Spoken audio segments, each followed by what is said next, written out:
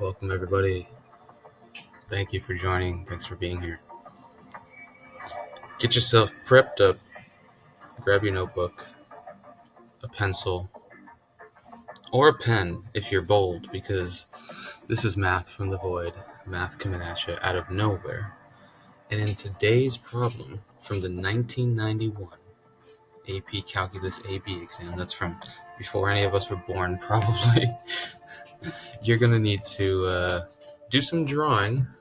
I guess you don't technically need to do any drawing, but it's going to help you. So grab a notebook that you're comfortable with drawing a small grid on. You might notice that we're going from 0 to 1. We have a couple functions here, a sine function and a quadratic basic parent function here. You could also use graph paper if you feel more comfortable using grid paper. That's fine. And although this stuff could technically be answered without any kind of grid or graph, it'll probably be a big assistance to at least draw a sketch of what it is that we're looking at. So give yourself maybe 12 minutes, maybe even 10. This is a pretty short one to work this out on yourself. You'll notice that some of these problems you don't have to actually integrate. You just have to set up an integral. So I think some drawings are going to be helpful here. Then when you're ready, come on back, see how we do it. And here we go, let's get started. So we have this region R that is bounded between the graphs, these two y graphs. You can assume that one of them is going to be below, one of them is going to be above, and occasionally they do cross, but I don't think that's going to happen here. We'll have to see. From x equals 0 to x equals 1. Now here's a sine function.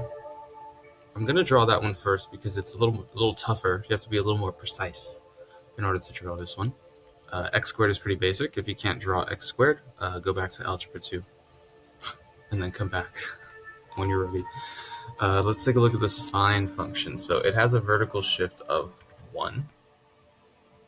So it's shifted up 1. The midline, which I'm going to get rid of at some point, the midline is at 1. This is just a midline for sine. It's not the sine curve. You'll notice that there's a pi multiplied to the x. And so that means that the period of this function is just going to be 2. Right? That's 2 pi over pi. So it has a period of 2. Which means that by the time we get to x equals 2, which would be about right here, this wave, this sine wave, should be back to where it started. And that means that the halfway point, it's going to be back to where it started as well, funny enough. So we're going to go sort of like up like this, down like this. But how far are we going to go? Yes, the amplitude. The amplitude of this wave is 1. So we are going to reach positive 2 up here. And we are going to reach 0. So something like that at 1/2 and then 0. And then like that at 3/2 and then 0. Okay, then we can get rid of that midline now. So this is roughly what the graph looks like. The reason why I stopped graphing that is because we're only looking from x equals 0 to x equals 1. And then let's draw our other graph, y equals x squared on there. Now, of course, this would normally look something like this, right? We're just going to take the portion from here. And theoretically, it would continue, but it would also theoretically continue that way, just like the sine wave would theoretically continue this way. But we're not really worried about that. This is our R. That's your region. So we need to find the area, which, like I said, didn't require us to draw the graph, but it does require us to know which function is on top. So if you already knew which function was on top and which one was on bottom, then you could easily find this area without hesitation. So we're going to be making rectangles to approximate this area, and these rectangles are going to be vertical. That's the recommended anyways. You could do it dy, but there's no point in doing that. Right, these really thin vertical rectangles with a width of dx. So maybe AR, I guess I can call it. That's going to be the integral from 0 to 1, this region from 0 to 1, on the x-axis of 1 plus sine of pi x, that's the top function, minus the bottom function, which is x squared. Okay, so this is pretty simple. just remember that the derivative of sine is cosine, but the antiderivative of sine is negative cosine. And we're also going to have like a mini u substitution.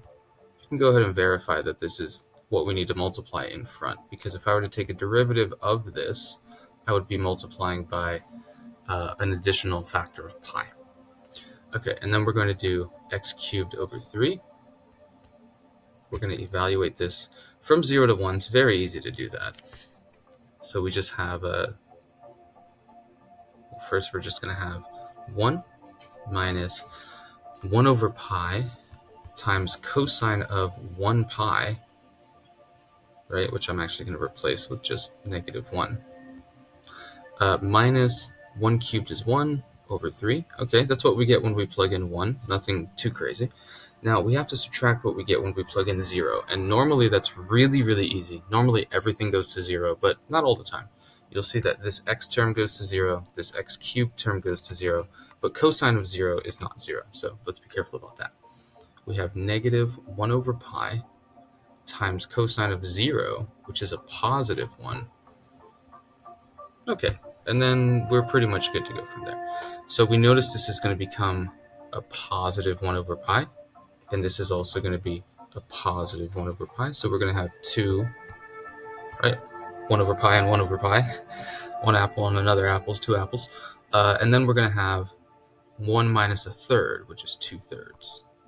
So that's the area. Really not tough at all. Okay. Now let me use my normal coloring scheme here.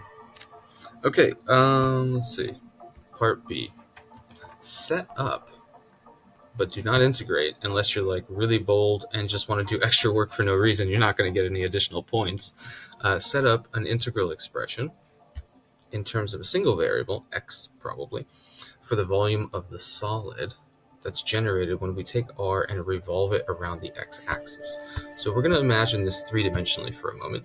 Let's three-dimensionalize this a little bit. Goes off back into the distance. Now these revolutions of the region, I want you to notice something important, is that we're not revolving it around a boundary, we're revolving it around the x-axis, which is not a boundary of the region. Whenever we are not revolving it around a boundary of the region, we're going to have to consider this as a washer, and here's why. If I take one of these rectangles, these very thin rectangles, these sticks, and I rotate it, you're going to notice that I get this very large outer surface, and then I'm going to get this hole in the middle, according to that gap between the lower boundary and the axis of rotation, which is the x-axis in this case. So if we look at our slices head on, we have this sort of outer ring, we have this inner ring, and the area in each of these washers, or these sort of donut shapes, is just going to be the space in between, right? So we need an expression for that area, and then we're going to add up all of these slices from x goes to 0 to x goes to 1. So let's figure out what that is. What is this large radius, big R? Big R is the distance from the upper boundary all the way down to the axis. So that's going to be 1 plus sine pi x. Then we have this little radius, which I'll call little r. And little r is simply equal to the distance between the rotational axis and the lower boundary, or like the closer radius pretty much, this little short radius here. So that's simply going to be x squared. And of course the formula for any one of these is going to be pi times big R squared minus pi times little r squared, or in other words, pi times big R squared minus little r squared.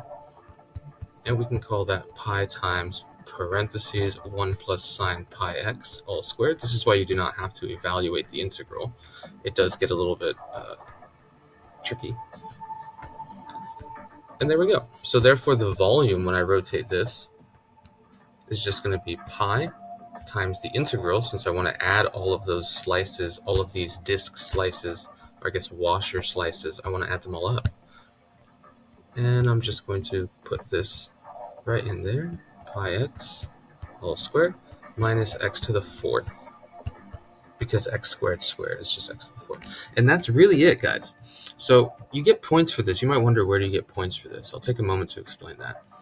You get points for this by setting up the correct big radius and little radius. Drawing the slices doesn't really get you points, but it helps you visually, helps me visually as well to see what it is that I'm talking about here, so I know how to formulate it.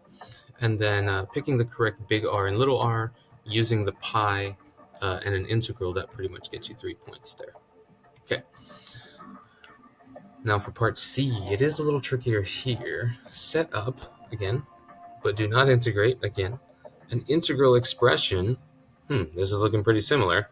It is pretty similar, except we're revolving it around the y-axis.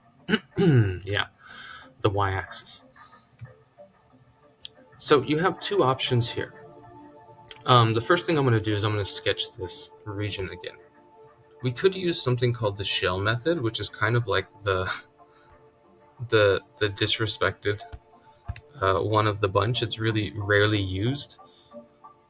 Let's see, we have this region like that, and then we have like something like that. There's our region.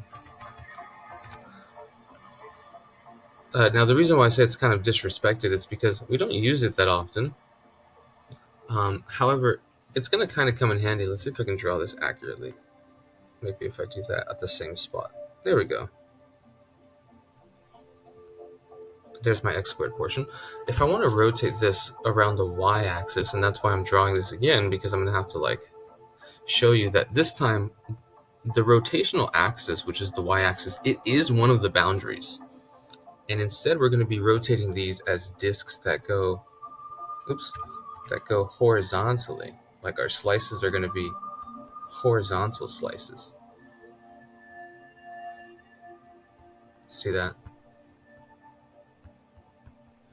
But then for this upper portion, which I'll sort of draw on the xy plane, this upper portion has a different boundary, right? And it makes its own washer, which is really strange. So the question is, how are we supposed to represent this integral, or this volume? We could talk about just this volume underneath here, but then we would still need to include the volume for this portion here. And that's a very interesting idea. So let's try to formulate this in terms of y, because we're going to be making disks which are flat dy. Yeah, and rotating that. So first let's try to get this portion, which is the sine function, and let's try to put that in terms of y. Something really interesting happens when we do that. So we're going to have y minus 1 equals sine of pi x, which means that y minus 1 in a sine inverse is simply going to be equal to pi x. But what's really interesting is that we have two portions of this here, and it's the same exact function. So how are we going to describe that region with a big radius and a little radius if it uses the same function? Well, here's the beauty of the sine inverse. The sine inverse, or rather I should say the beauty of the sine function. If sine, let's say if y equals sine of x, and we wanted to solve this, think your precalculus days, we could say that x equals sine inverse of y, and that would be correct. But we would also use the solution x equals pi minus sine inverse of y. And the reason why we would have to do that in this case, the reason why we would have to write this as two separate functions, is because 1 plus sine of pi x is not 1-to-1 on this interval. You might notice that sine itself, the sine function, is only 1-to-1. You'll remember that the sine inverse is only defined as a function when we take x goes from negative pi over 2 to pi over 2. So if you think about this on this transformed version of the function, it's only going to be 1-to-1 from negative 1/2 to positive 1/2. Like if we had this portion here, just this portion, that would be 1-to-1. But instead we have this portion which is not 1-to-1. So we need to use two different definitions for the spot up to here and the remaining spot after that over here. Those are two separate sine inverse functions, which is what makes this problem truly fascinating and kind of tough, because of that. So given that sort of background, we're going to say that pi x equals sine inverse of y minus 1, but we're also going to say, normally we would say pi minus pi x. Instead of this case, we're going to say, maybe we are still going to say that. Yeah. Pi minus pi x equals sine inverse of y minus 1.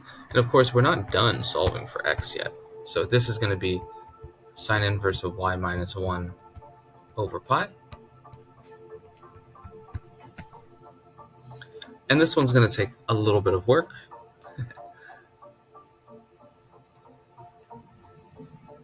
We're going to take pi minus sine. Oh, actually, I think that's what I meant to write first. Pi minus sine. Yeah, that is what I meant to write first. Sorry, people switched it around on you. So this is going to be pi minus sine inverse of y minus 1 equals pi x. There we go. So now this is basically going to be 1 minus sine inverse y minus 1 over pi equals x. And I think it should be clear which one is which. So let's kind of color code these. This one is 1 minus, so that's going to be the latter portion, right? And then this is going to be the former portion, this little portion. Okay, so that's going to be my big radius, and that's going to be my little radius. Now, I still have a little bit of work to do here, because what I'm choosing to do, as well as defining these in terms of y, I'm going to have to split this region up. So I'm also going to need, might as well throw out all the colors here, I'm also going to need this portion of the function in terms of y. So that's really simple to do. This is y equals x squared, which means that x equals plus or minus y in a square root. This is the positive square root. As you can tell, that it's moving into the positive direction of x. It's not the portion that's going backwards into the negative portion of x. So there we go. Now we're going to cut this off right here. And so the bottom portion of our solid is just going to be some disks. Nothing too crazy there. So let's take our disks. The center is our y-axis, and the radius here is simply positive square root of y, which means the area of these slices is pi times square root of y squared, or just pi times y. So up to y equals 1, we're going to take simply the integral of y, I guess it is.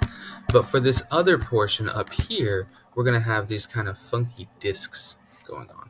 We're going to have these washers going on. We're going to have a large gap there, kind of like we did with the dx, and then we're going to have this little hole in the middle. You see that?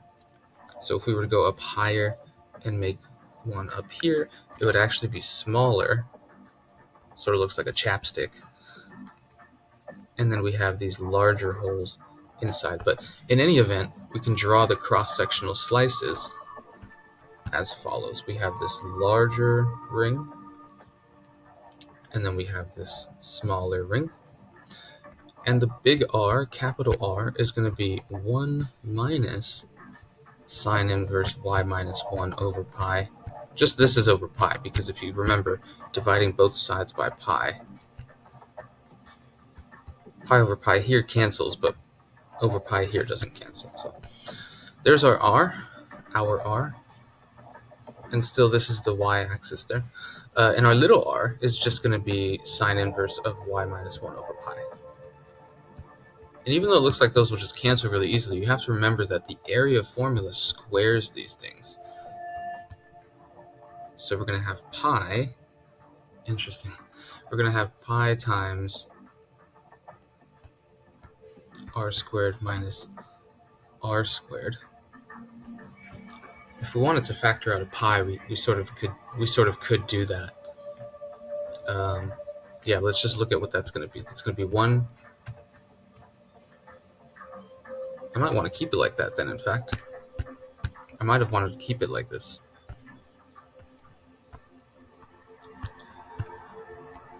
Am I going to take the time to go back? Yes, I am going to take the time to go back. Let's put this all over pi. Sometimes while you're working, you just find out that certain things are going to be easier in the long run. Simplifying is usually the best way to go, but there are some cases where it's going to save you some hassle later down the road, and it does just take experience to do that. If you were to set this up using the 1 minus a fraction with pi and not factoring out the pi like I'm about to do, it's okay. You'll still get it right, but it's harder to get it right, quite frankly. So we would have something like this. Pi minus sine inverse y minus 1 over pi. This is squared minus sine inverse of y minus 1 over pi. This is also squared. So we can take a pi squared out, and we can end up with 1 over pi times pi minus sine inverse, that's squared, minus sine inverse, that's squared. And so, like I said, we can't just cancel the sine inverses that are both being squared. There's some FOIL that would go on here, some binomial multiplication and stuff. So anyways, this is going to apply from 1 to 2. As you see on the y values, we start here at y equals 1. That was that midline. And we're taking these slices all the way up until we get to the top of the sine curve, where those two things would be equal, actually. And that's at y equals 2, because the amplitude of the sine curve is 1, and the midline is at 1. So here we go. 1 over pi, integral from 1 to 2.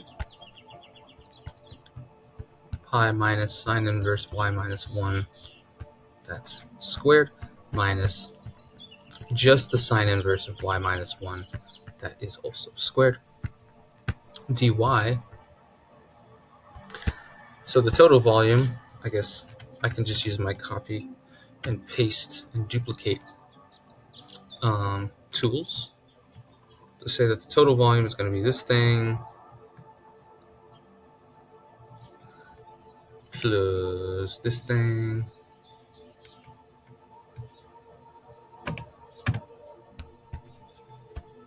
and that is my total volume. Okay, interesting. That one went a little longer than I thought, but it was really important to establish some of the precalculus skills here, which is being able to find an expression for these two portions of the sine curve, because when we switch things into terms of y, we have to use sine inverse, and we have to make sure we're careful about where the sine inverse is defined and where it's not defined. Otherwise, our radii are going to be wrong. So that one was kind of tough because not only is it split into two pieces up here, one of them is a washer, and it's sort of made with itself with the sine inverse, and then one of these down here is just solid discs. So what would this actually look like? This would look kind of cool. It would look kind of like a ball, kind of like how they fill, I'm thinking about, for whatever reason, like chocolate covered cherries and like stuff that's filled, that's chocolate, that's like kind of filled. The bottom half of it is probably solid, and then there's this like crevice that goes down into there, and that's where you would sort of inject whatever filling, and then maybe you would cover it up with a little more chocolate or something. So these things are pretty relevant, man. I don't know what other things you would use that kind of shape for, but I'm just letting you know that's one that comes right off the top of my head, that you can definitely use this kind of a shape for something significant. Yeah. Okay, so this was totally approachable by everyone in AB. Calculus, no calculator required, but you can see that it requires intense thinking still. If you're not going to have to use a calculator to do your thinking for you, that means you're going to have to do some pretty solid thinking. So that's enough blab out of me. I went a little longer than I would have expected on this one. So I'll see you guys next time in the void.